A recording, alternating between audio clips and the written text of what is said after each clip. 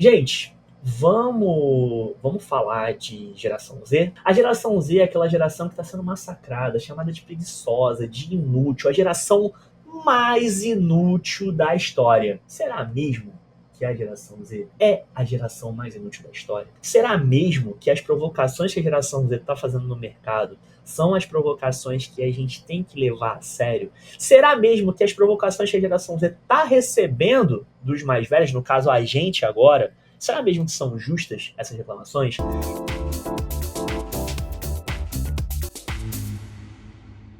Eu não quero falar de como a geração Z está se comportando no mercado. Eu quero falar de como a geração Z se comporta em termos de consumo.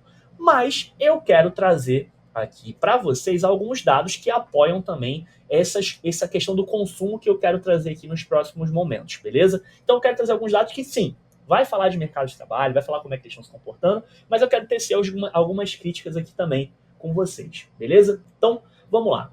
A gente traz esse primeiro tweet aqui, que é um tweet do pessoal da YouGov, que é uma pesquisa, na verdade, deles, o link também vai estar na descrição aqui, que eles falam o seguinte: os jovens trabalhadores são mais preguiçosos do que os mais velhos, da mesma extremidade? E a pesquisa aponta o seguinte: os jovens trabalhadores são mais preguiçosos, 52%, os trabalhadores jovens são menos preguiçosos, 8%, e quase o mesmo, 30%, de acordo com essa pesquisa. De acordo com a porcentagem dizendo que essa galera é mais preguiçosa por idade, a gente tem 18 a 24, 31%, de 25 a 49, 48%, de 50 a 64 anos, 62%, e mais 65 anos, 60%. Essa aqui é a faixa etária das pessoas falando que os jovens são mais preguiçosos. Tá? Vocês percebem aqui, eu gosto muito de estatística, né? Inclusive voltei a estudar estatística aqui. Vocês percebem aqui um comportamento da geração anterior sempre falando que a geração mais nova é mais preguiçosa, é mais vagabunda, a geração não presta, são todos conservadores, são todos doidinhos de bairro, que não sei o que e tal. Esses dados aqui são bem interessantes, mas mais interessantes que esses dados são alguns comentários que a gente tem aqui. E cara, eu tinha salvado isso daqui para trazer para vocês, tipo, que não era esse tweet, mas era isso daqui, que é justamente, fizeram um recorte de jornal desde 1894. 1894. Falando sobre a geração anterior. Tipo, cara, recorte de jornal, ano após ano, década após década, geração após geração, falando como a geração mais nova é sempre a mais preguiçosa, é sempre a mais vagabunda, a que não quer trabalhar, a que não presta pra nada, que não sei o que e tal. E, cara, vocês perceberam que isso é um comportamento padrão? E que a gente está envelhecendo, a gente millennial está envelhecendo, e a gente está entrando nessa mesma falácia de falar que a geração não presta, que a geração é vagabunda, que não quer trabalhar e tal. Enfim, por que eu estou falando isso também? Porque eu queria compartilhar um outro dado com vocês aqui, que é o seguinte: a geração Z, ela fica em média 9 meses em cada empresa e ela troca mais de emprego.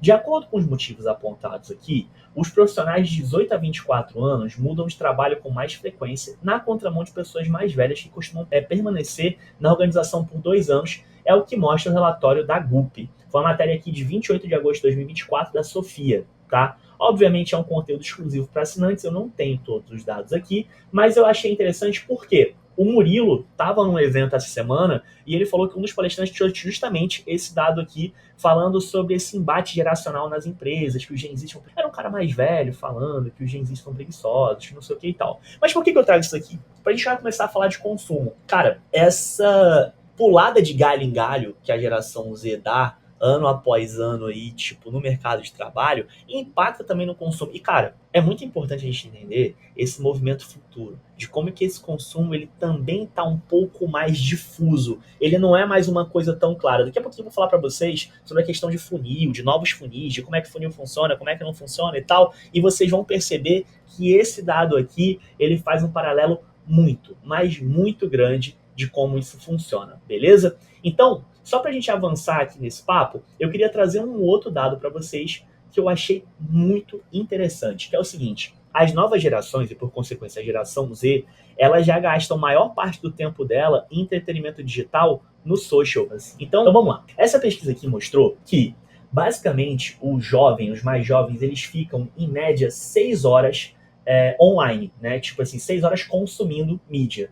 E aí essa é a média é 6 horas. Mas a geração Z fica 6,9 horas. Enquanto os Millennium 6,3, a geração X 6,0, os Boomers 5,4 e os maduros, os mais velhos, 4,5 horas. E olha que interessante, na geração Z, dessas 6,9 horas que eles ficam, 1,3 é vendo TV, filme, streaming, tudo isso. 0,8 é assistindo TV também, tipo show, filme e tal, só que na TV a cabo ou no live streaming, né, que é a TV. É 1,4 usando rede social, 0,1 ouvindo música, 1 consumindo UGC, né, tipo User Generated Content, 1,1 jogando videogame, 0,3 ouvindo podcast, que é a única coisa ali que é mais padronizado entre toda essa galera.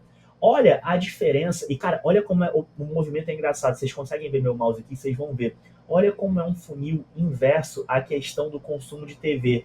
Como as pessoas mais velhas, as gerações mais velhas, elas consumiram muito mais TV, elas têm uma dificuldade de consumir outras mídias, enquanto o contrário também é verdadeiro. Você tem uma estratificação aqui maior, por exemplo, de rede social. Você vai afunilando numa proporção menor, mas vai afunilando também.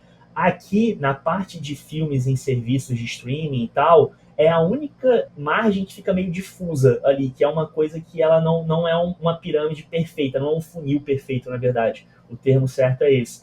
Mas você vê como que é essa estratificação do consumo de mídia. Isso aqui é uma pesquisa também da Deloitte, tá, gente? Que são as tendências de mídias para as plataformas. Tipo, aqui é um desdobramento daquele outro link que vai estar aqui também na descrição. E aqui a gente tem muito dado legal e tal. Eu recomendo que vocês leiam depois. Enfim, isso tudo para falar o seguinte. Vocês lembram do Tumblr? Eram da época do Tumblr? Sabe quem tá voltando? Ele mesmo. O Tumblr, ele é um espaço seguro para Gen Z. O que acontece é o seguinte. Opa, peraí que eu fiz caquinha. Ele é um espaço seguro novamente para Gen Z. O que acontece é o seguinte.